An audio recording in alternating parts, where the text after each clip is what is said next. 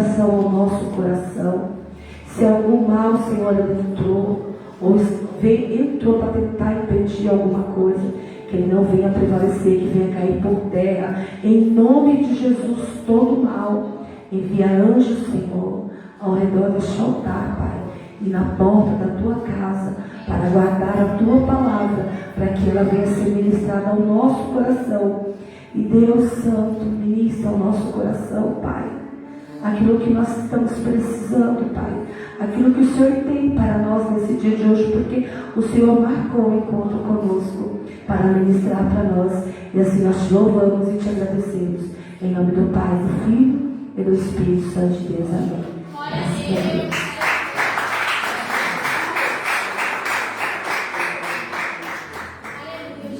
Glória a Deus. A graça e a paz do Senhor Jesus Cristo a todos, amém? Amém. Aleluia. Glória a Deus. Que pena, né? Bastante gente faltou hoje numa campanha de renúncia tão importante, né? Alguns eu entendo, outros não. Né? Alguns estão enfermos, outros estão trabalhando. Outros estão ainda viajando, eles estão voltando aí, né, de viagem. E outros eu já não entendo. Mas eu estou cansado do culto de ontem. Eu também. Não dá para acompanhar essas crianças aí não. Eu não tenho pique para isso não. Chegou uma hora ali que eu coloquei a cadeira do outro lado da rua e Flávio. Eu falei, Flávio, vou ficar sentado quietinho aqui, para ninguém ver a gente. Eu não aguento mais correr, pular, cuidar de ninguém. Eu quero sentar um pouco, né? Imagina, a gente com mais de 40 anos aí, tentar acompanhar as crianças de 5, 6, de... Juju falou que é mais cansada que você, que ela caiu 2 vezes. Oh, meu Deus. O anjo segurou. Não se estimou. Graças a Deus. Mas é assim mesmo, culto de criança que não tem queda, não tem graça. Culto de criança tem que ter queda, tem que ter torta na cara. Tem farinha, né? Mas tá valendo. Próxima vez a bispa vai melhorar isso aí. Irmãos, hoje nós estamos no terceiro elo nessa campanha. Estamos no terceiro elo. Que pena que muita gente quebrou a campanha, né? Porque é uma campanha muito importante. Estamos falando de renúncia, estamos falando de algo que tem que ser algo diário na minha vida e na sua vida. Porque nós temos que ter a consciência de que nós temos que estar fazendo renúncia dos nossos atos, do nosso comportamento, todos os dias de nossas vidas.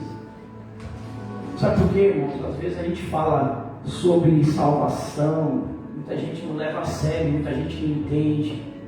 É algo muito sério a salvação. Quando a gente fala dos céus, nós estamos falando de algo muito santo. E nós estamos muito longe disso. Por mais que você tenha a Bíblia aí em mãos, por mais que você prega bonito, por mais que você tenha conhecimento para ensinar, por mais que você louva bonito, por mais que você toca bonito, não importa. Nós estamos muito distante do que é a santidade dos céus. Sabe por que eu digo isso? Porque depois que ainda houver o arrebatamento, nós passaremos um milênio com Cristo antes de ir para os céus. Os céus é algo muito sério. Isso aqui é a escola e a faculdade vai ser com Jesus Cristo. Jesus Cristo vai te ensinar a se comportar para você chegar no céu. Você vai passar um milênio na faculdade com Cristo. Ele vai falar para você: você acha que os céus é o que você fazia na igreja? Você acha que você se comportar diante do soberano, do todo-poderoso, do Rei dos Reis, Senhor dos Senhores, é da mesma maneira que você se comportava dentro da igreja? Você acha que eu como Jesus Cristo, vou permitir que você entre na sala do trono de qualquer jeito, desse jeito aí, que nem você entrava dentro da igreja, que o pastor permitia que você entrava. O negócio é sério. E ele vai começar a nos cobrar. E durante 1000 anos aí, eu creio que vai ser suficiente para nós aprendermos a se comportar como os anjos se comportam. Porque às vezes a gente acha até por Deus nos usar de alguma forma, em algum dom, a gente se acha até superior até mesmo que os anjos, né? Em questão de santidade. Não vou cumprimentar o irmão porque o irmão está no pecado. Não vou cumprimentar o irmão porque o irmão chegou agora na igreja. Não vou cumprimentar o irmão porque o irmão é fofoqueiro. Irmãos, se você sabe, se Deus já te revelou que esse irmão precisa de abandonar a fofoca, abandonar a mentira, a arrogância, se Deus já te revelou, então ora por esse propósito, porque isso é um problema na vida do teu irmão. E se Deus já te revelou, não é para você fermentar, contar para todo mundo. É para você orar nesse propósito, porque Deus quer consertar ele para ele do céu. Porque com esse pecado ele não vai subir. E se você não entendeu por que Deus está te revelando o problema do irmão, o defeito do irmão, o que tem que ser tratado no irmão, então você não entendeu o propósito de Deus na tua vida. Então quando Deus ele te mostra uma situação, quando ele te mostra algo, você tem que ter discernimento do porquê que está acontecendo, do porquê que Deus está te revelando e quais as medidas cabíveis a tomar, irmãos. E aí a gente faz um culto para você renunciar ao que você falta. Sem motivo nenhum, porque tem pessoas que teve, como eu disse, tem pessoas que teve motivo para faltar. Mas tem pessoas que não têm. Será que realmente nós estamos levando a sério as coisas do reino? Será que se Jesus voltar hoje à igreja de Jesus Cristo, vou dizer a igreja que não, a igreja de Jesus Cristo, ela está realmente preparada para subir? Ou será que nós somos uma geração que esqueceu de todos os valores do reino para poder subir? Nós precisamos de resgatar esses valores, irmãos. Os louvores, às vezes, são maravilhosos, mas às vezes tratam o soberano de você. Não tem mais, nem no louvor, estão colocando mais a reverência de Senhor, de poderoso, de soberano, de imaculado. Não, acabou isso. Agora estamos chamando Deus de você. E dizemos ainda que somos adoradores. Não sabe quando isso me incomoda? No louvor eu tenho que adorar a Deus chamando Ele de você. Se às vezes até o irmão eu trato com mais reverência. Eu vou chamar o irmão e falo, o Senhor pode vir até aqui. E aí quando é chamar Deus, eu falo assim, você vem até aqui. Que constrangimento que me dá isso. Mas amém. Vida que segue com Cristo, né? O nosso propósito é fazer o melhor para Ele. Aleluia. No mínimo, fazer o melhor para Ele. Verdade. Abra a sua Bíblia no Evangelho segundo escreveu o nosso irmão João. Capítulo de número 9, verso de número 1.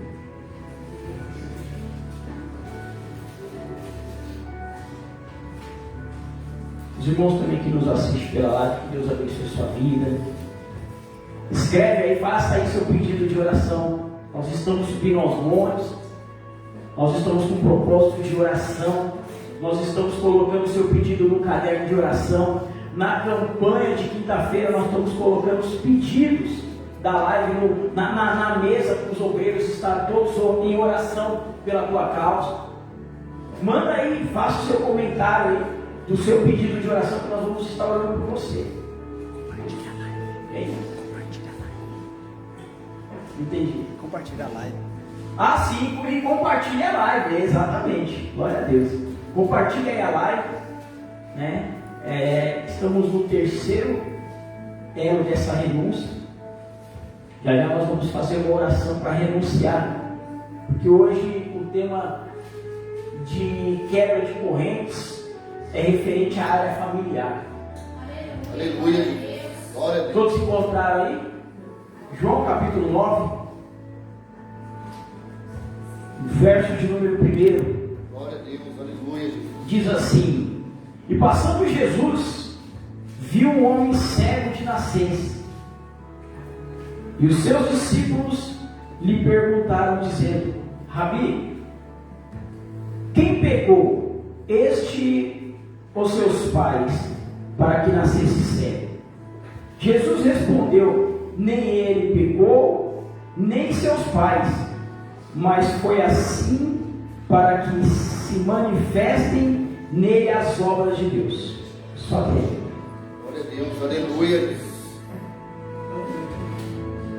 Irmãos, tudo no mundo espiritual, em questão de cativeiro, de amarras no mundo espiritual, tudo começa com uma legalidade. Tudo na minha vida que não vai para frente, tudo na minha vida que me afasta de Deus, tudo na minha vida que traz resfriamento, tudo na minha vida que traz correntes espirituais, tudo começa com uma legalidade. E quando Jesus e seus discípulos encontram esse homem, a primeira pergunta que eles fazem a Jesus Cristo é: quem foi que pecou, Rabi? Foi esse homem que pecou ou foi a família dele? Por que eles fizeram essa pergunta? Porque Israel também trabalha nessa linha que nós falamos, a área das amarras da maldição, uma maldição hereditária. Aquilo que quando nós procuramos lá no livro das leis, né, no Êxodo 20, no versículo, se eu não me engano, Êxodo 20, versículo 5, aonde Deus diz para Moisés escrever como lei de Deus, para não se curvarem diante das estátuas, das imagens, dos deuses que os homens têm costume de fazer. E pela desobediência dos pais, Deus diz que iria fazer uma correção de uma maldição na vida daquele povo, correndo por uma hereditariedade da primeira à quarta geração. O que Deus estava querendo dizer com isso? Deus estava querendo dizer que as consequências do meu erro, ela pode me atingir, pode atingir meu filho, meu neto, meu bisneto.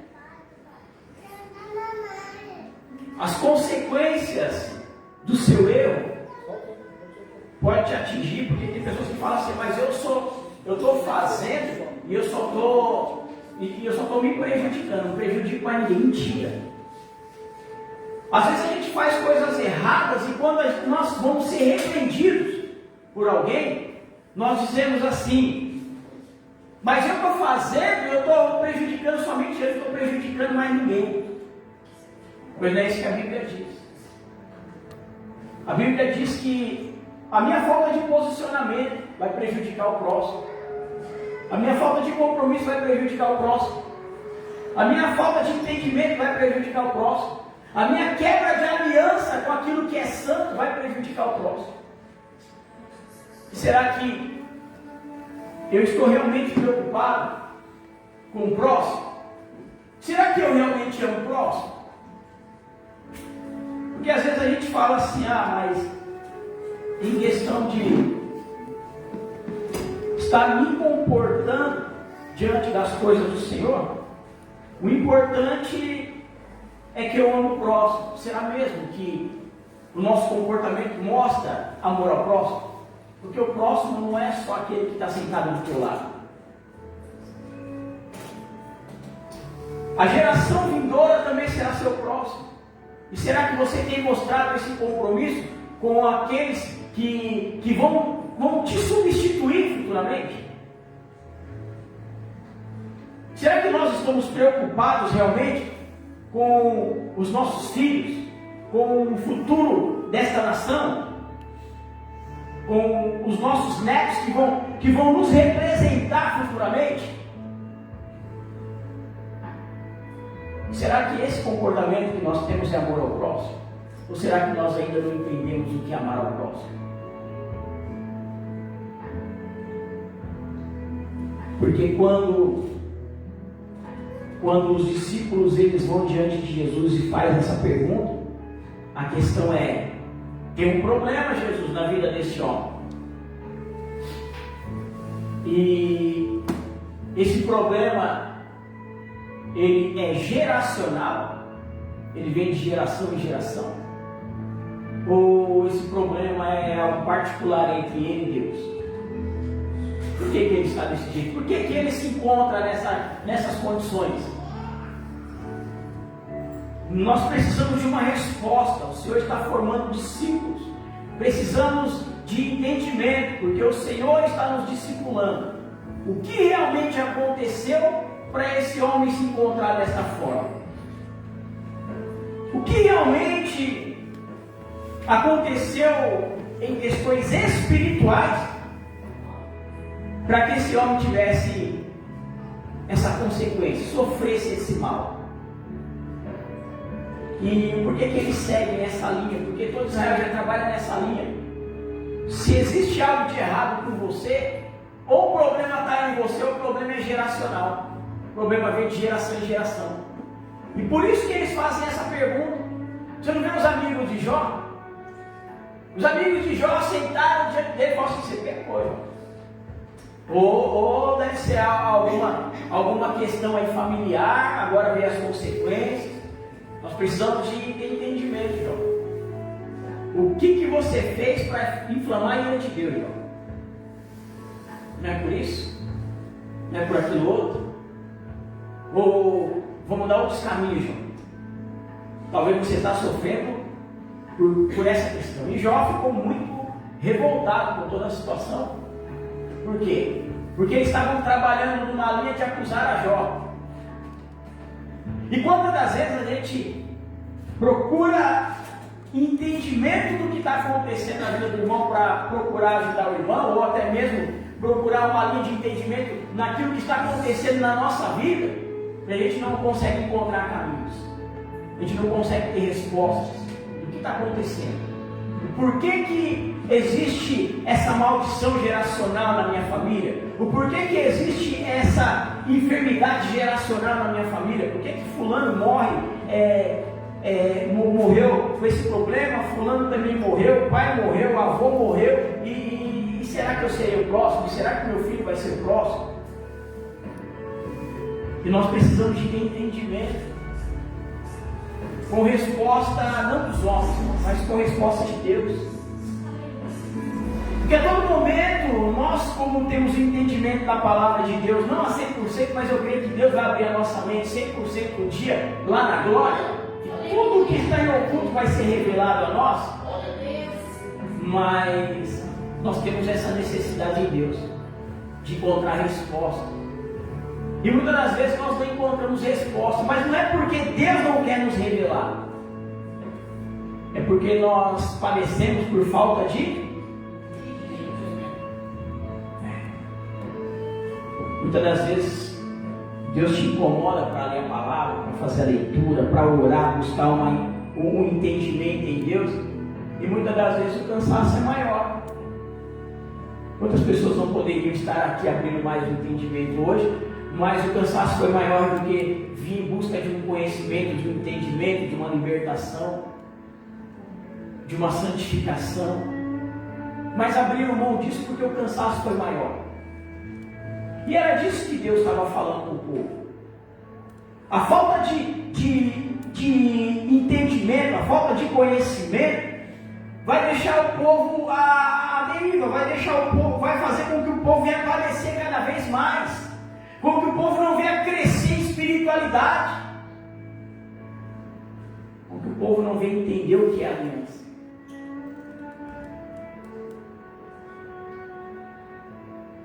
Você tem noção do que é isso? Aliança. Aliança é algo muito sagrado para Deus. Intimidade é algo muito santo com Deus, mas a aliança é algo muito maior que a santidade. Um dia, a terça parte dos anjos que estavam no céu tinha muita intimidade, muito mais do que você. Se juntar todos da igreja hoje aqui, não dá a intimidade de um dos anjos que caiu. Mas a intimidade fez com que eles permanecessem no céu. Eu vou permitir que vocês continuem no céu, porque afinal, vocês não entenderam que a aliança, vocês quebraram a aliança, vocês não respeitaram as regras da aliança, mas vocês são íntimos de mim. Não teve conversa nisso. Não teve conversa. E a Bíblia, ela relata que todos eles foram expulsos. De todos que quebraram a aliança com Deus, nenhum permaneceu no Santo dos Santos. Nenhum tem mais autoridade para fazer do céu a sua casa, a sua morada. E às vezes a gente não tem entendimento das coisas espirituais e a gente acaba indo no embalo das outras pessoas, na conversa de terceiros, de pessoas que acham que tem que ser desta forma, tudo porque não tem o entendimento do profundo da revelação da palavra. E é onde muitas das vezes a gente pode achar que está indo pelo caminho certo e a gente tem uma decepção no grande dia, descobrindo que o caminho que a gente trilhou nunca nos levou a Deus. E aí nós vamos dizer no grande dia: mas Senhor, em teu nome eu expulsei demônios, em teu nome eu curei os enfermos, em teu nome eu ganhei uma multidão. E ele vai falar assim: você não entendeu o propósito da aliança, não é presente. Eu te dei, eu usei a mula de Balaão, usei você também, usei até mesmo o Judas que me traiu, usei todo mundo lá. Todo mundo foi canal. Só que você não entendeu o propósito de uma aliança.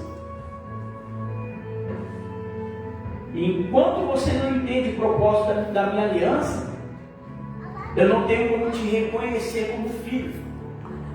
Apartai-vos de mim, que eu não vos conheço.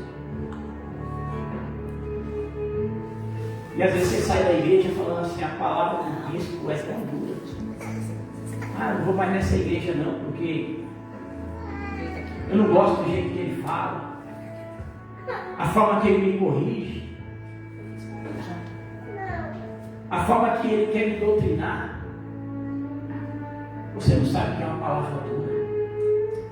A palavra dura vai ser essa: se você chegar no grande dia e você escutar, apartai-vos de mim porque eu não vos conheço, aí você vai falar assim: a palavra do bispo não era dura, era de alerta. Era uma palavra de alguém que realmente me amava. É por isso que ele pegava no pé. É por isso que ele todo dia ele pegava no microfone e falava assim: vai se consertar, vai se corrigir, vai se policiar, vem para a renúncia, vem colocar tudo aquilo que te amarra no mundo espiritual na cruz, para que nós venhamos seguir livres com Cristo. Sabe por quê?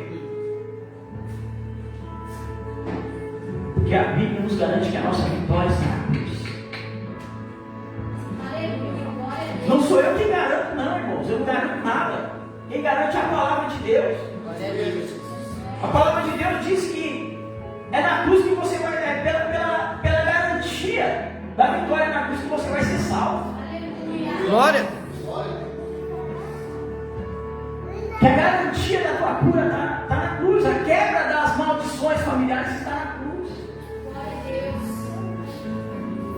portas abertas, a garantia da porta que vai se abrir para você está na cruz.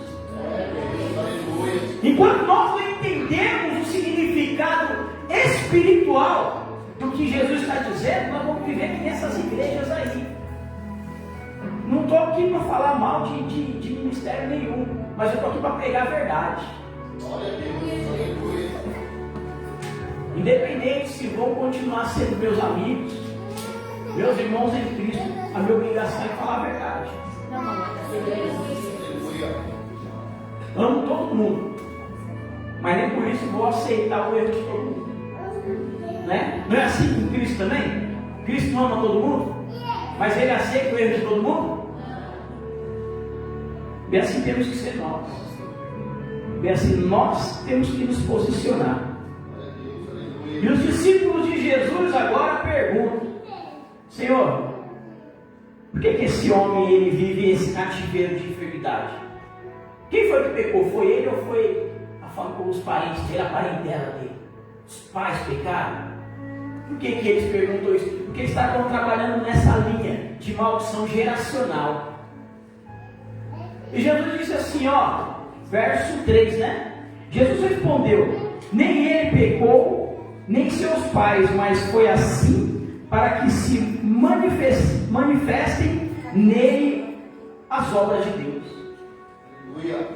Então nós vamos trabalhar também que muitas das vezes vai ter amarras no mundo espiritual que o inimigo encontrou uma legalidade aonde não é uma legalidade geracional, aonde não foi algo que você fez para te prejudicar, foi algo que realmente aconteceu no mover do natural, né? Para que Deus viesse entrar na tua vida operando com o sobrenatural. Você está entendendo?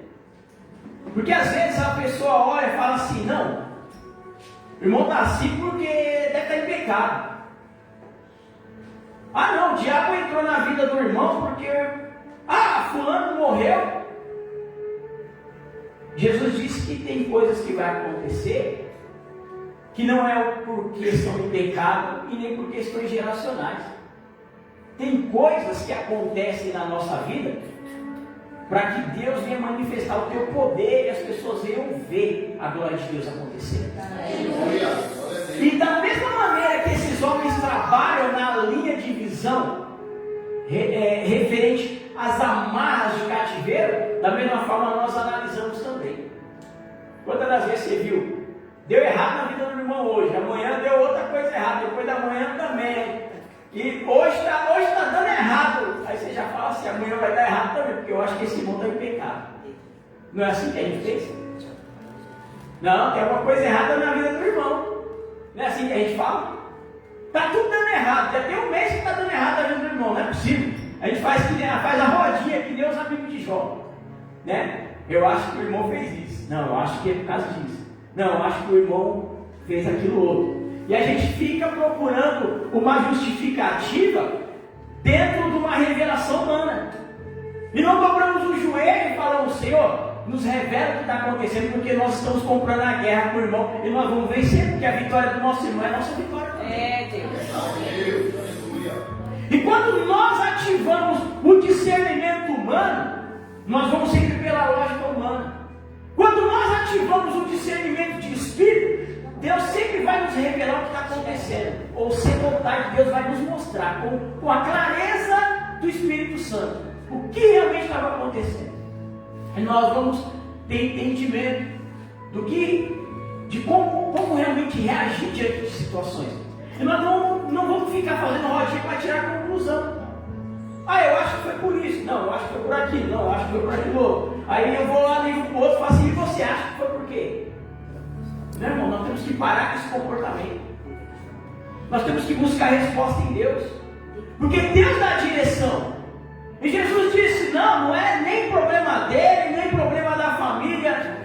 Aconteceu, foi algo da natureza. Aconteceu. Para que Deus viesse manifestar com o poder de cura. Simples assim. Os discípulos: agora eu entendi. Isso será que nós entendemos? Será que eu e você estamos entendendo dessa forma? Agora existe, irmãos, situações que eu provoquei, que eu busquei uma amarra no mundo espiritual, eu pequei, e nós sabemos que a lei da semeadura é a única lei que parece que funciona só com crente, não é? Você, quando vai para a igreja, você começa a enxergar a lei da semeadura de uma forma muito clara. Você fala assim, eu já estou, você faz bem da vida. Você fala assim, eu já estou até esperando o mal acontecer na minha vida, porque eu semeei agora, eu vou ter que colher. Plantei agora, eu vou ter que esperar. A palavra diz que Davi nem se desesperava quando acontecia algo de ruim. Ele já sabia que era a colheita daquilo que ele plantou, porque Deus já tinha levado um profeta para avisar ele. Então chegava a resposta no palácio, ó, seus filhos estão lá, um puxando uma espada para o outro, estão se matando. Davi já falava assim, eu nem vou orar, porque eu sei que isso aí é eu colhendo o que eu plantei lá no passado. Chegava a resposta lá no palácio, ó, seu filho, ele acabou de violentar a tua filha. Ele nem levanta do trono, ele se desespera na hora. Ele já sabe que é a resposta do erro dele, desde a semeadura. E nós esperamos. Está vindo coisa ruim aí, já sei por quê. Deus não precisou nem te mandar o profeta. Eu já sei que eu estou colhendo o que eu plantei. Não é assim que a gente se comporta? Porque nós agora temos entendimento de que a vitória da cruz, ela só funciona na nossa vida quando nós temos entendimento do que é a vitória da cruz. Quando nós valorizamos o sacrifício de Jesus na cruz. Às vezes a gente se desperta muito tarde. A gente começa a analisar e fala assim, eu poderia ter impedido muita coisa se eu conhecesse o propósito da cruz. Eu estou vivendo um cativeiro já tem 10 anos.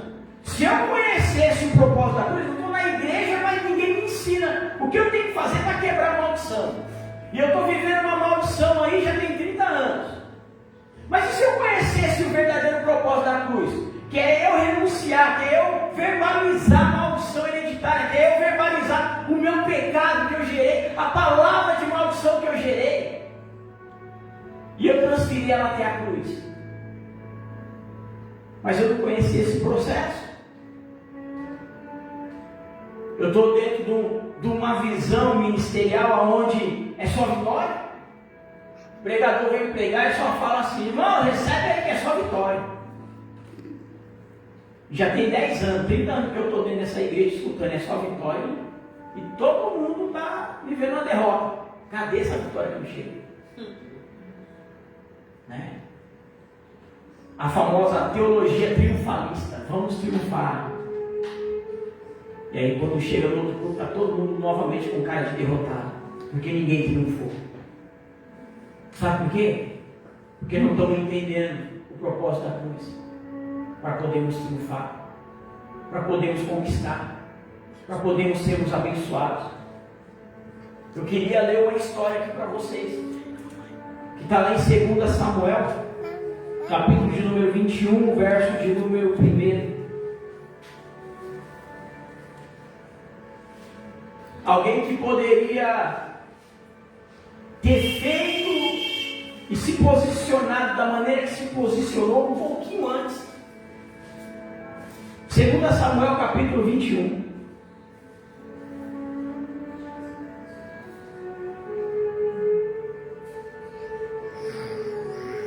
Versículo de número 1. E houve em dias de Davi uma fome de 3 anos, de ano em ano, e Davi consultou ao Senhor, e o Senhor lhe disse, é por causa de Saul e da sua casa sanguinária, porque matou os gibeonitas. Então chamou o rei os gibeonitas e lhes falou: ora, os gibeonitas não eram dos filhos de Israel, mas do resto dos amorreus. E os filhos de Israel lhe tinham jurado. Porém Saul procurou feri-los no seu zelo pelos filhos de Israel e de Judá. Disse, pois, Davi aos gibeonitas: que quereis que eu vos faça? E que satisfação vos darei, para que abençoeis a herança do Senhor? Então os gibeonitas lhe disseram: não é por prata nem por ouro que temos questões com Saul e com sua casa, nem tampouco pretendemos matar pessoa alguma em Israel. E disse ele: que é, pois, que queres que vos faça? E disseram ao rei: quanto ao homem que nos destruiu e procurou que fôssemos assolados, sem que pudéssemos subsistir em termo algum de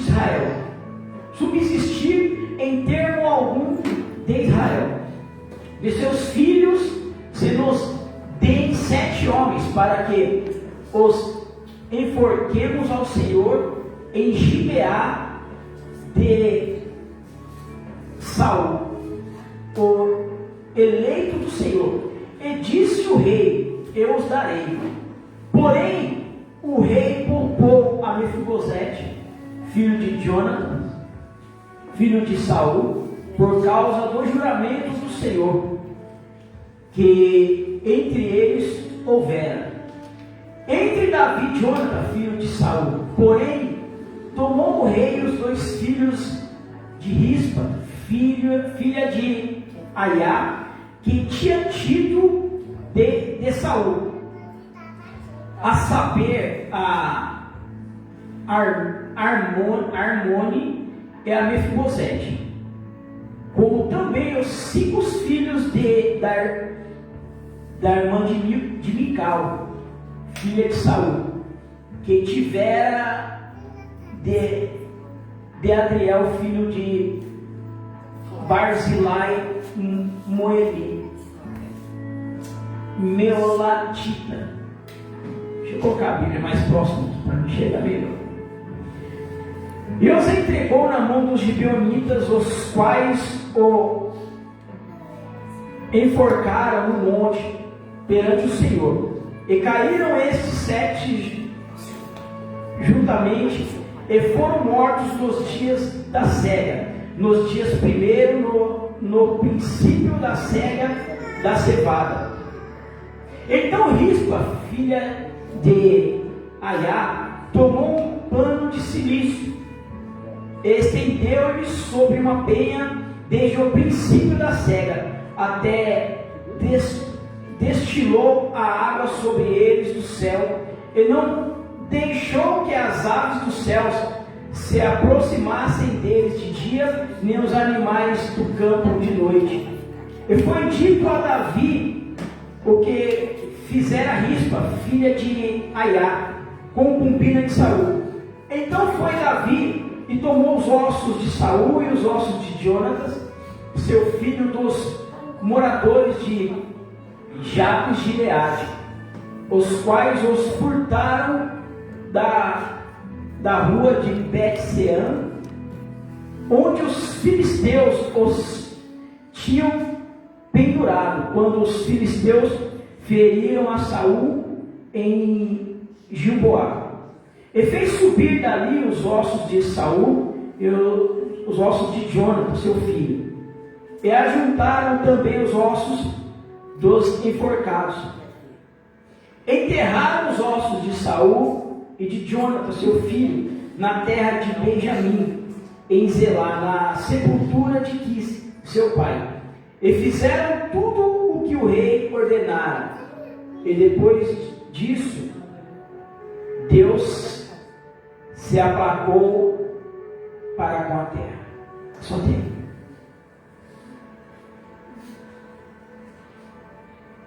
Olha que situação diante do que nós acabamos de ler. Não só do tempo de escassez, do tempo de fome, do período que não estava chovendo em toda Israel, porque o período era de 3 anos. E Davi agora, dentro do seu reinado, ele não entende o que está acontecendo.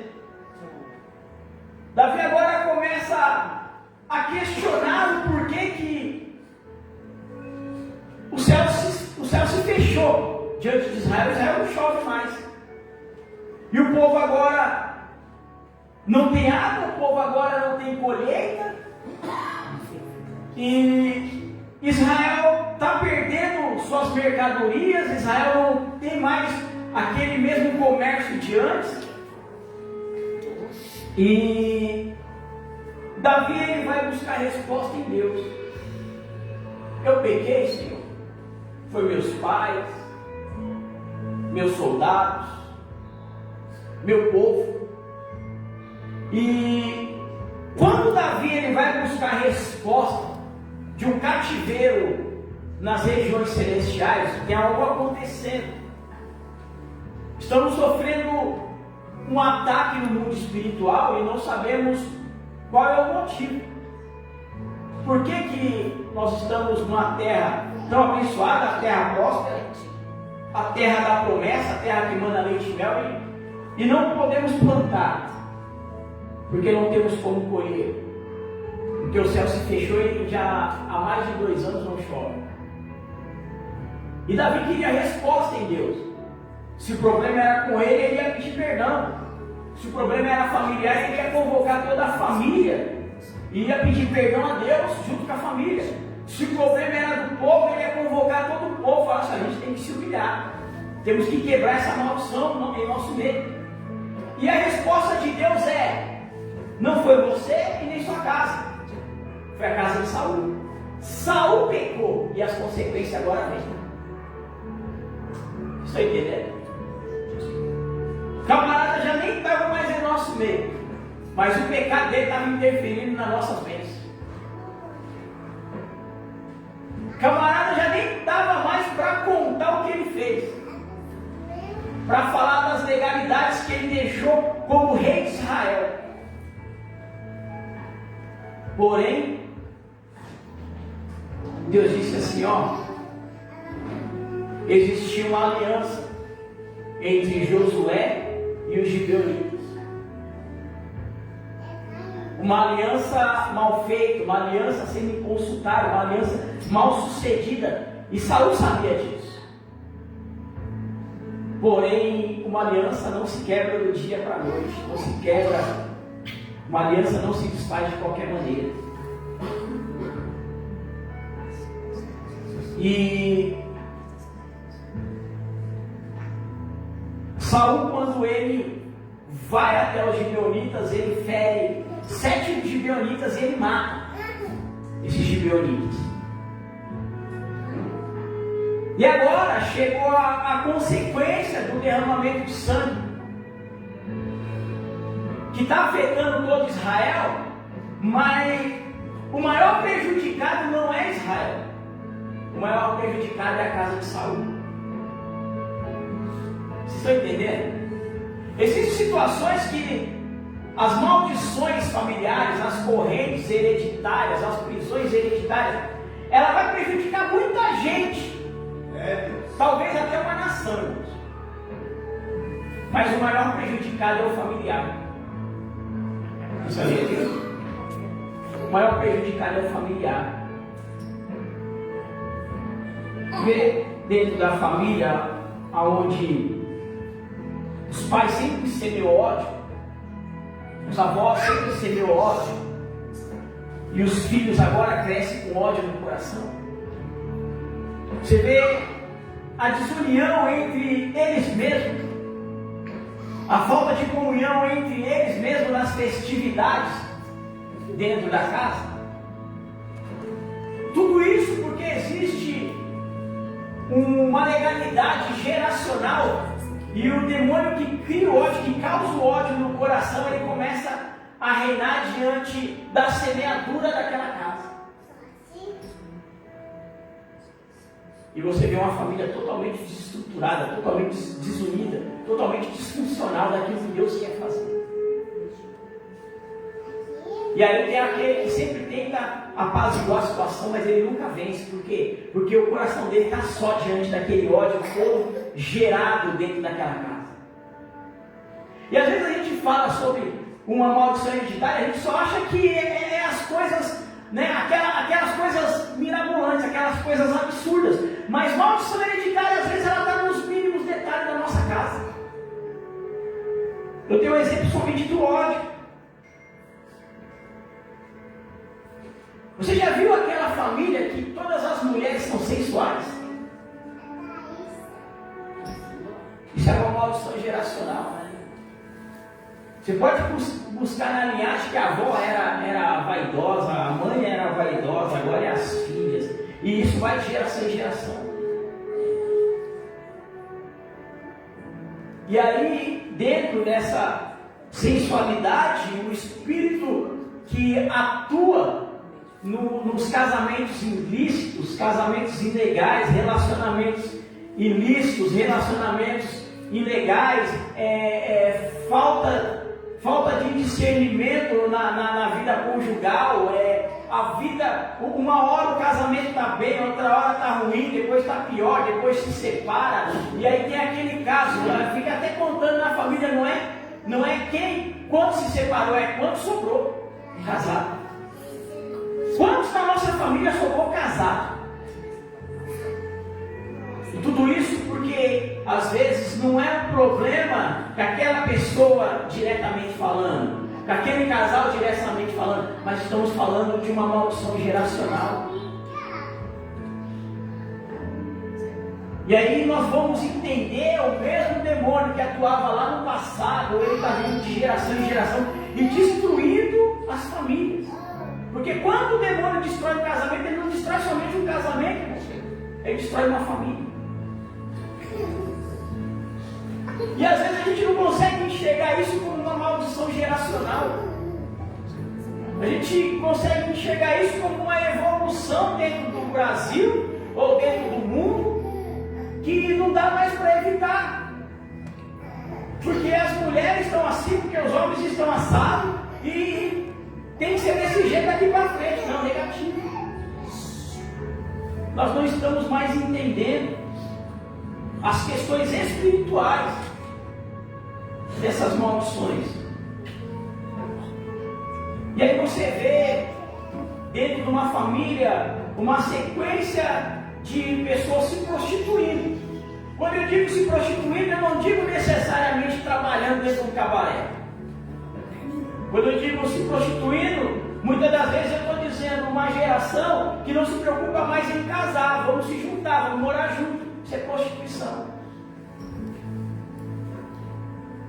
E aí você conta no dedo quantos dentro daquela casa estão num relacionamento legal, dado por Deus. Por quê? Porque lá no passado isso se tornou uma legalidade e o diabo agora vem trabalhando na mente de todo mundo que o mais confortável é não casar, porque se não der certo, o problema é menor. Cada um vai para um canto, cada um deixa de correr atrás de documento, correr atrás de advogado, gastar dinheiro e por aí vai. E aí nós arrumamos um problemão diante de um conceito, diante de uma visão, diante de uma ideologia. Porque é muito mais fácil se juntar do que casar, porque quando for separar, já casam ou já se juntam pensando na separação. Não casam ou se juntam pensando em viver até que a morte separe. Então o diabo já entra com esse recurso na mente, já dizendo, você vai se juntar, mas não vai dar certo. E aí, todo ano a pessoa está com um casamento novo, porque se está morando junto, irmão, está casado. Só não está no meio legal dado por Deus. A bênção dada por Deus. Mas está casado. Aí você vê dentro da família as pessoas Você conta no dedo aquele que mantém uma fidelidade dentro do casamento. O restante é tudo adúltero. Né? Outro dia eu estava vendo, não lembro onde que eu estava vendo. As mulheres hoje em dia, assim, né? Fazendo competição de quem pegou mais na noite, né? Olha onde nós chegamos. Isso aí antigamente era só os homens que faziam essa competição, né? Para ver quem pegou mais na noite. Hoje em dia as mulheres também estão competindo, quem pegou mais na noite. Então olha o nível de vida conjugal que nós estamos trazendo de uma forma geracional para a nossa família. Antigamente era só os homens, agora as mulheres já também entraram na competição. Então se para os homens já era feio, imagine para as mulheres. Vocês estão entendendo o que é uma maldição geracional? O que é uma maldição? O que é uma marra no mundo espiritual dentro da família? Que às vezes as pessoas só encontram a enfermidade, só encontram a doença como algo geracional, mas nós temos muitos casos que eu anotei aqui, que às vezes se trata não de comportamento, mas às vezes só de sentimento.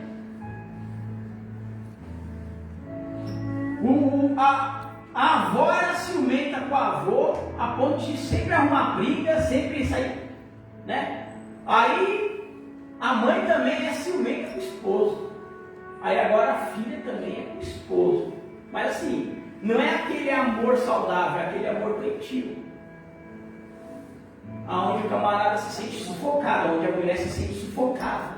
Aí você liga lá, o Cidade Alerta está lá. Por que você matou? Matei por amor. Um amor doentio, um amor que mata, um amor que fere, um amor que você prefere tirar a vida dela, a vida dele, ir para a cadeia, ver seus filhos sofrerem a consequência de viver sem a presença do pai e da mãe, porque você entendeu que aquilo é amor. Então nós estamos vivendo um cativeiro geracional, onde nós não estamos conseguindo entender até onde nós estamos enfermos aqui dentro, até onde nós estamos doentes aqui dentro. Aí nós vivemos naquele espírito de competição, né? É um querendo ser melhor do que o outro, é um querendo ser mais santo do que o outro, é um querendo ser mais rico do que o outro, é um querendo ser mais bonito que o outro. Nós vivemos nesse espírito de competição, aonde não vai nos levar a lugar nenhum.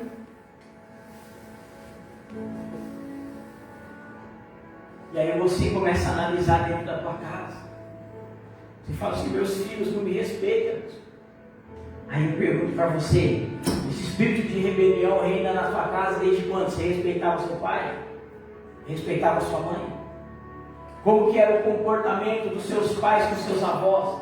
Eles também respeitavam ou eles davam legalidade do espírito de rebelião reinando dentro da casa deles? Então esse espírito de rebelião, ele não veio na tua casa a partir de hoje. É algo geracional. O espírito de rebelião já está aí, ó, fazendo com que a família seja rebelde, desobediente há muito tempo. O espírito de rebelião não reina só dentro da igreja. Ele reina dentro da tua casa, ele reina dentro de uma empresa. Ele reina dentro de uma nação, ele reina dentro do governo. O espírito de rebelião reina em todo quanto é lugar, irmãos. E o espírito de rejeição? Você que cresceu dentro dessa família se sentindo rejeitado, se sente a ovelha negra da família, não é assim que dizem por aí? Ninguém me ama, ninguém me quer, ninguém me aceita do jeito que eu sou. Agora que eu sou crente, o negócio piorou. Não é assim? Desde quando isso acontece dentro da tua família? Desde quando as pessoas não entendem que você faz parte da família, ou você não consegue entender também que fulano também faz parte da sua família e você deve amar? Se você puder fingir que não viu, Você baixa a cabeça e vai embora. E a pessoa fala assim: é meu sangue, mas fingiu que não é. Isso é um espírito de rejeição. Você mesmo se sente rejeitado, mas você, quando vê alguém da tua família na rua, você finge que não vê. Você também está rejeitando. Quantas das vezes você fez isso? Quantas das vezes alguém não fez isso com você? E quantas das vezes você não viu seus pais fingindo que não viu fulano da família, só para cumprimentar? Porque esse espírito de rejeição já está reinando na tua casa faz tempo. E o espírito de feitiçaria? Não, eu nunca fui feiticeiro. Quem nunca foi feiticeiro na vida? Ser feiticeiro, irmãos, não é ir lá fazer o feitiço. A feitiçaria, ela está aqui, ó. Você pode ver que os livros de feiticeiro, eles abrem e eles começam a repetir palavras de maldição. Quando você maldiz a vida de alguém, você é um feiticeiro. Porque a Bíblia diz que a minha boca e a tua boca foi feita para quê? Para abençoar. Para abençoar. Se eu usar a minha boca para falar mal de alguém, eu estou dando legalidade para o espírito de feitiçaria que reina na minha família. Feitiçaria não é necessariamente você acender um monte de coisa lá, fazer todo um trabalho. Não. Basta você abrir um livro e você começar a amaldiçoar a vida de alguém. Isso é feitiçaria. Quando a pessoa distorce a Bíblia e ela começa a dizer, ó, a Bíblia diz isso, isso, isso, e não coincide com o que a Bíblia realmente quer dizer, e você começa a usar a Bíblia ao teu favor para atacar o irmão, isso é feitiçaria. Porque você está usando a Bíblia para atacar o teu irmão. Então por que muitos altares se tornaram não um altar de bênção, mas um altar de feiticeiro? Porque estão usando a Bíblia para atacar. Estão usando a Bíblia para amaldiçoar. Estão usando o altar. Estão usando o nome de Deus para fazer com que a tua vida não ande. E não tem entendimento que nós, como servos de Deus, não fomos chamados para amarrar a vida de alguém através de palavras. Mas se existe amarra, nós devemos liberar uma palavra para que essas amarras caiam por terra. Porque nós temos essa autoridade, nós temos esse poder. Nós fomos ungidos, a nossa boca tem unção para quebrar o jugo. Então se você sabe que a vida do irmão está amarrada, não amarre mais não. Não coloca mais um peso, mais uma corrente para ele caminhar não. Libera uma palavra de vitória, uma palavra de libertação. Porque quando você usa a sua boca, a sua palavra, para amaldiçoar a vida do irmão, você está fazendo com que o espírito de feitiçaria ele entre com legalidade na tua vida e na vida de quem você está amaldiçoando. Você está entendendo o que é uma maldição geracional? Eu poderia dar muito mais exemplos, mas a hora passa. A hora se avança. Eu poderia falar do espírito de falsidade, do espírito de escravidão que existe na tua família. Sua família trabalha, mas não prospera. Você vê que todo mundo tem dom, que todo mundo da tua família poderia ser empresário, mas ninguém prospera. Porque existe o espírito de escravidão lá. O espírito do ocultismo. Só você vai para a igreja, o restante vai tudo mexer com coisa oculta.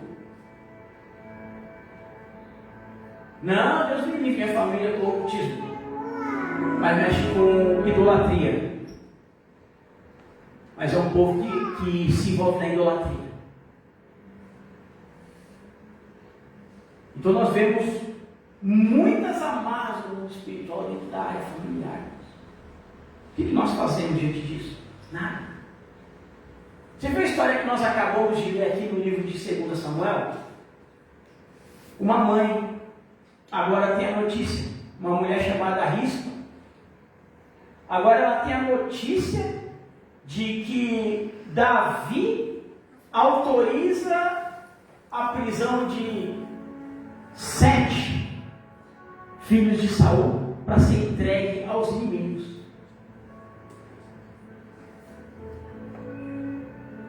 Os gibeonitas disseram para Davi: não queremos ouro, não queremos prata, não queremos riquezas. A lei do teu Deus diz o que, Davi? Olho por olho e dente por dente. É simples. Nos traga 7 dos príncipes de Davi para nós matarmos em praça pública. Ele não matou 7 da gente? É simples. Nós não queremos ouro de Israel. Nós queremos 7 da linhagem real de Saul.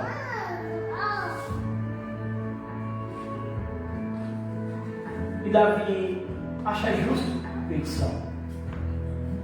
E Davi agora pede para levar cativo e entregar aos gibeonitas 7 filhos de Davi. Ou seja, 2 filhos de Davi e o restante netos. 7 da linhagem real.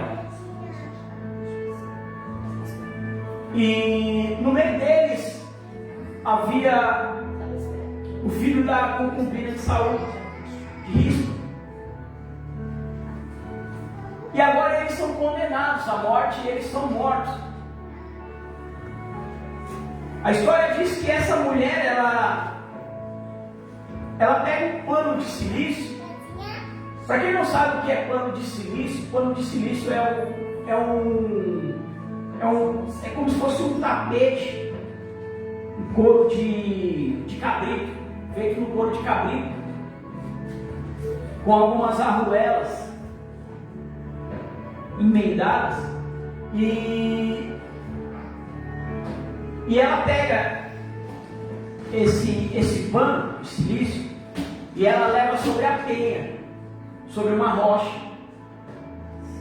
E ali ela começa a se humilhar diante de Deus. Antigamente, esse pano de silício servia para, como se fosse uma pena,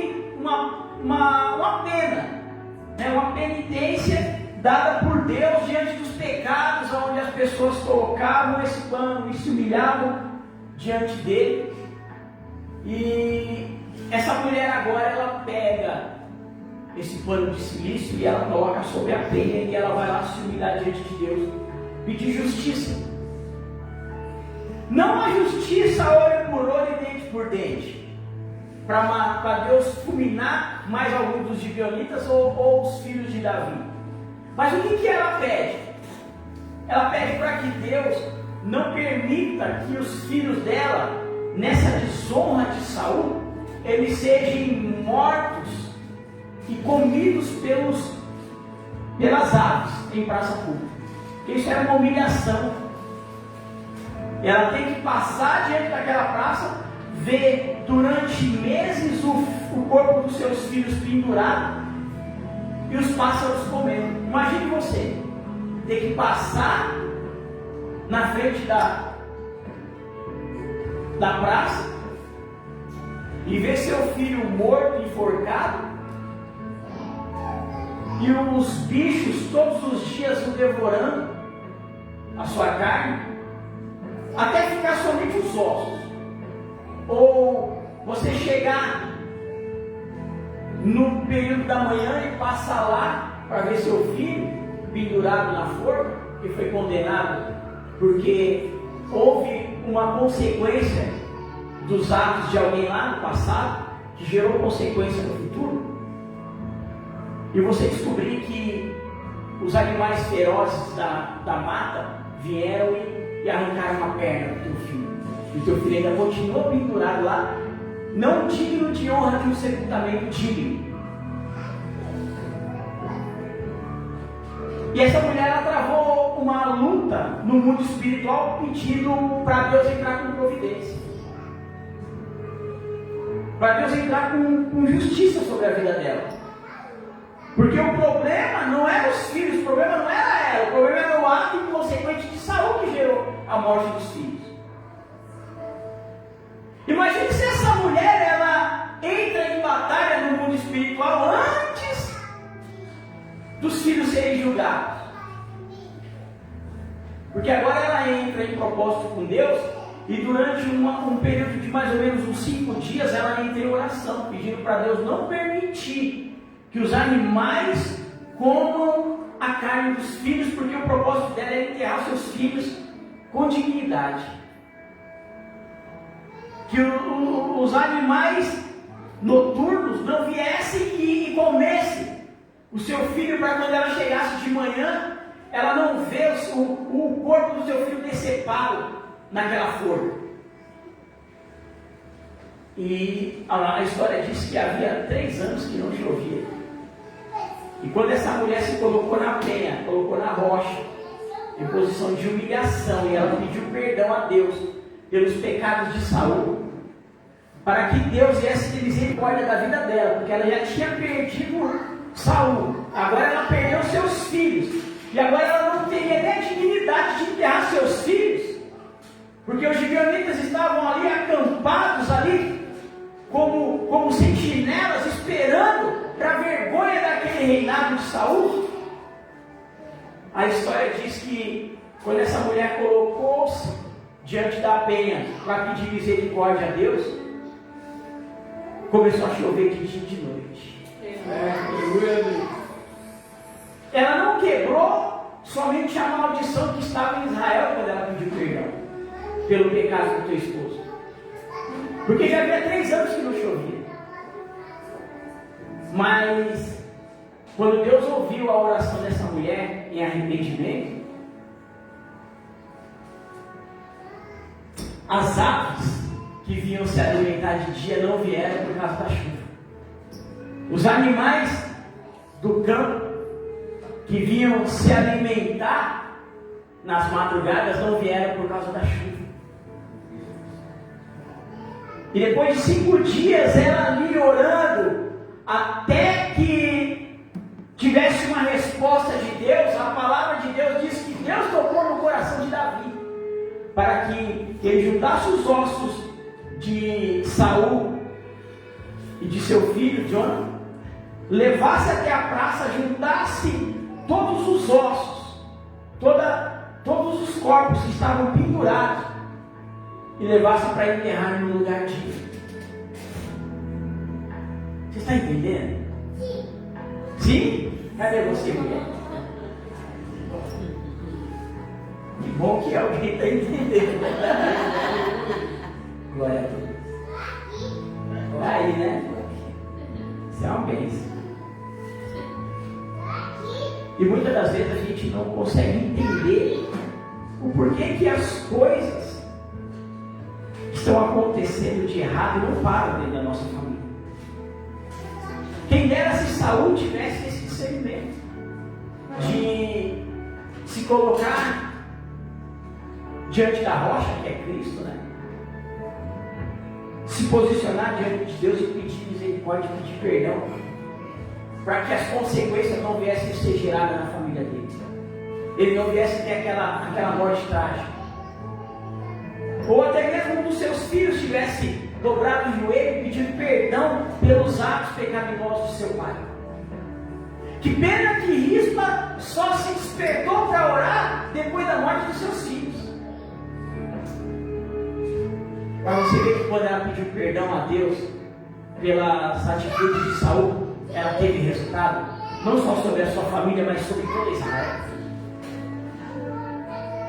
E às vezes a gente está com a vida toda amarrada, a vida toda bagunçada, com a vida pior do que a vida de risco. E a gente às vezes fica só se lamentando que nem essa mulher. Ao invés de nós nos posicionarmos e colocar diante da cruz, colocar diante de Deus todas as amarras do mundo espiritual. Tudo aquilo que está nos amarrando, tudo aquilo que está nos aprisionando, que está nos acorrentando, que está nos impedindo de viver o novo com Deus, porque o que Deus quer? Que nós liberamos palavras de bênção, que nós colocamos diante da cruz as amarras, toda a legalidade, tudo aquilo que vem como maldição hereditária na minha vida e na tua vida. Aquilo que está dando sequência nas minhas atitudes erradas, que eu sei que meu pai foi assim, minha mãe foi assim, meu avô, minha avó, e eu não rompo isso no mundo espiritual, mas eu vou dar sequência vai dar a sequência do meu filho para os meus netos? Será que eu entendi realmente o que é a palavra de Deus? Quando Deus ele nos dá os caminhos para nós levarmos todas as amarras, as maldições até a cruz, para que tudo isso seja quebrado em nossas vidas. Mas hoje nós estamos falando sobre as amarras nas questões geracionais, familiares. E hoje nós vamos ter a oportunidade de fazer uma renúncia coletiva. Diante disso, eu verbalizar, você verbalizar aquilo que tem acontecido de geração em geração dentro da minha casa, dentro da tua casa, para que nós venhamos ter resultados da mão de Deus, da obra de Deus. Sabe por quê? Porque chegou um momento que Josué olhou para aquele povo e falou assim: ó, vocês têm que parar de seguir os deuses que seus pais seguem, vocês têm que parar de fazer as práticas que seus pais fizeram. Eu não sei vocês, mas eu e a minha casa serviremos ao Senhor. Amém. Glória a Deus. Glória a Deus. E você e a sua casa? Aleluia. Vai continuar nas amarras? Vai continuar adorando esses deuses? Ou você e sua casa servirão a Deus? Aleluia. Eu declarei isso assim, ó. Eu e minha casa serviremos ao Senhor. Então esse é o momento de você orar. É o momento de nós colocarmos na cruz. É o momento de nós verbalizarmos isso com fé. Eu quero que você fique à vontade, que você coloque o seu joelho no chão. E que você, em nome do Senhor Jesus, você vai verbalizar tudo aquilo que a Bispa vai declarar aqui, você vai repetir. Nós vamos repetir em nome de Jesus. Você que está nos assistindo, você também coloca o teu joelho no chão. Porque diante desta palavra, Deus vai quebrar o cativeiro na tua família, Deus vai quebrar o cativeiro na tua vida, Deus vai mudar a tua história, Deus vai mudar a história da tua família em nome de Jesus. Não esqueça de deixar o teu pedido de oração, porque nós vamos estar orando pela tua família, pela tua casa, pela tua vida, em nome de Jesus. Glória a Deus. Você verbaliza em nome de Jesus em voz alta. Caso você sinta alguma coisa diferente, mal-estar, enjoo, qualquer coisa diferente, nos procure no final do culto em nome de Jesus. Repita em voz alta em nome de Jesus. Senhor, eu me coloco diante do Pai, do Filho e do Espírito Santo, e tomo como testemunhas os meus irmãos que aqui estão e os anjos convocados para este lugar, e os principados e potestades imobilizados em nome de Jesus. Senhor, agradeço pelo que eu sou, pelo que a minha família representa.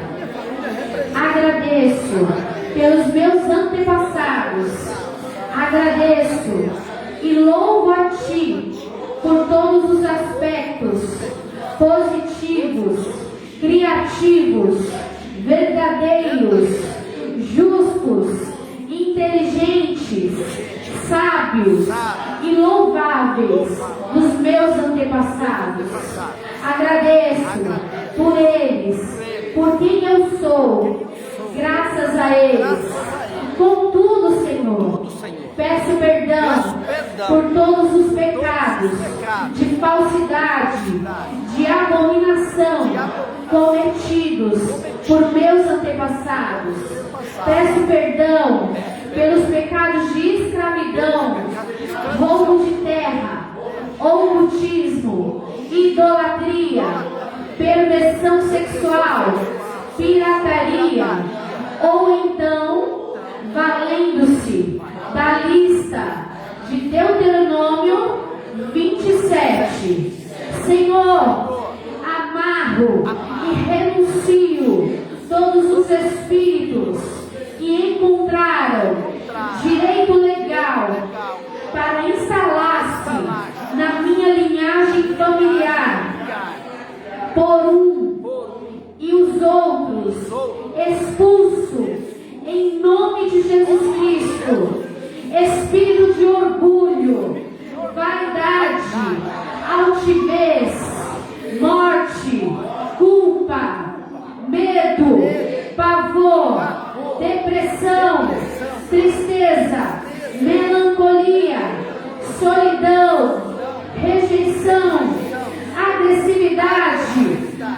ódio, frustração, impureza, sensualidade, lascívia, prostituição, adultério, perversão, inveja, ciúme, competição, escravidão, rebelião, rejeição, idolatria, feitiçaria e etc. E os envio para aquele lugar que Jesus Cristo determinar para nunca mais voltarem.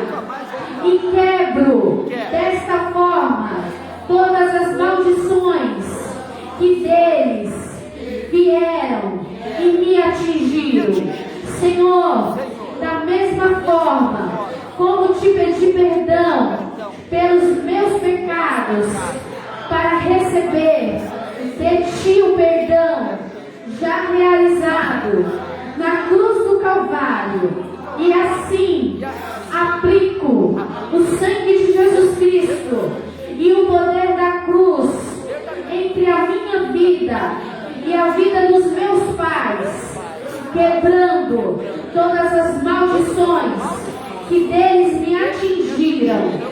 Igualmente, aplico o sangue de Jesus Cristo e o poder da cruz entre a minha vida e a vida. Agora você vai colocar o sangue de Jesus Cristo entre a tua vida e a vida dos teus familiares. Apresenta aí, apresenta os teus filhos, apresenta os teus netos, apresenta, Senhor, os teus sobrinhos, os teus tios, os teus primos. Vai apresentando ao Senhor aí durante a oração, quebrando, repita em nome de Jesus, quebrando todas as maldições que deles me atingiram. Avós, bisavós, tataravós, igualmente, quinta geração anterior, sexta geração anterior, sétima geração anterior, quebrando todas as maldições que deles me atingiram. Oitava geração anterior, nona geração, décima primeira, 12ª, 13ª, 14ª, 15ª geração anterior, até a 21ª geração anterior, 22ª geração, até Adão. Senhor, eu te agradeço, porque Jesus Cristo se tornou maldição em meu lugar, e eu comando vocês, poderes das trevas, que se afastem da minha vida, da minha linhagem familiar, pois a maldição já foi quebrada na cruz do Calvário, e eu me apropriei dessa quebra. Senhor, entrego a minha família e a minha vida nas tuas mãos e peço a proteção do teu sangue, dos anjos e do Espírito Santo, em nome de Jesus Cristo. Amém. Dê uma linda salva de palmas ao nosso Deus. Glória a Deus, aleluia. Louvado seja o nome do Senhor por essa palavra, irmãos. Nós agora acabamos de fazer uma oração, quebrando todas as maldições sobre a nossa linhagem familiar. Em nome de Jesus, tome posse dessa palavra, tome posse dessa oração. Em nome de Jesus, amém? As horas já se avançam, nós vamos estar finalizando. Lembrando aos irmãos que sábado agora, dia 17, nós temos o congresso lá na Igreja RAC. Nós estamos aí vendo se a gente consegue o transporte, A gente estava contando aí com o pastor Rogério, mas infelizmente ele já tem alguma coisa nesse dia, um trabalho, Mas a gente está vendo aí para que a gente possa estar lá. Você que pode ir, em nome de Jesus, vai ser bênção. Mas a gente vai estar avisando no grupo durante a semana. Irmãos, tem que ser no dia 17, se não me engano, dia 26, o próximo sábado, vai ser a reunião de obreiros. A reunião não, o culto para obreiros. Vai ser bênção. Já sonhou com culto de obreiros, não já? Vai ser bênção. Deus tem algo separado para mim e para você nesse dia. Deus tem algo diferente. Deus tem ministrado. ministrado aos nossos corações. Irmãos, obreiros estão convocados, com exceção daqueles que vão trabalhar. Né? Você que vai trabalhar, nos procure. Né? A Van vai trabalhar, né? Em nome de Jesus, mas Deus pode envolver até lá em nome de Jesus.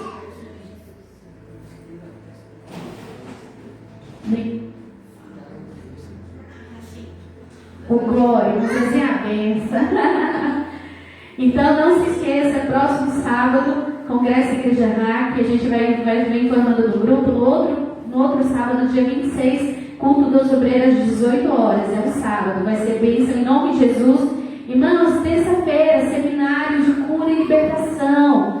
Vem em nome de Jesus, não falte. Né? Começa às 19h30, termina às 22h por conta, né? Porque é muita informação, tem sido bênção, né? A gente tem visto testemunho aí de pessoas que têm contado, que têm sido curadas durante a ministração. O Senhor tem aberto o entendimento e Satanás tem lutado também, sabe por quê? Porque ele não desiste, né? De me atacar e de te atacar, mas eu e você desistimos. Eu e você, eu não vou hoje para o seminário.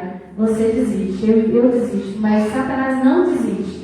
Então vem em nome de Jesus, né? Em nome de Jesus, fecha aí essa brecha aí, falando, não, eu vou aprender mais do Senhor. Em nome de Jesus, quinta-feira, nós temos aí a campanha Eu e Minha Família, né? No altar do Senhor, eu e minha casa serviremos ao Senhor, né? Vai ser bênção.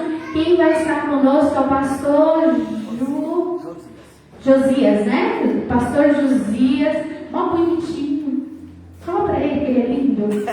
Eu adoro pessoas de grisalhas, senhorzinho, assim. Eu adoro idoso. Ele é muito lindo, é uma bênção, vai estar aqui conosco, é da Assembleia, né, moçazinho? Bênção de Deus, um homem de Deus. Você já vê, né? Só na foto dele você já vê a presença do Senhor na vida daquele homem. Então vem, irmãos, convide, né? Convide sua família, convide seu vizinho, convide seu irmão em nome de Jesus, né? Assim como nós um dia tivemos a oportunidade, né, de ouvir falar do Senhor, né, convide lá seu irmão, traga alguém em nome de Jesus, né, é uma bênção. E eu creio que grandes coisas o Senhor vai fazer até o término dessa campanha. E o Senhor já falou que vai fazer. No primeiro dia ele já usou o servo dele para falar que grandes coisas o Senhor irá fazer até o término. Irmãos, campanha é aliança, é do começo ao fim. Né? Quando nós começamos uma campanha, nós automaticamente estamos fazendo uma aliança com o Senhor, né? Então nós não podemos quebrar em nome de Jesus. Se coloque de pé.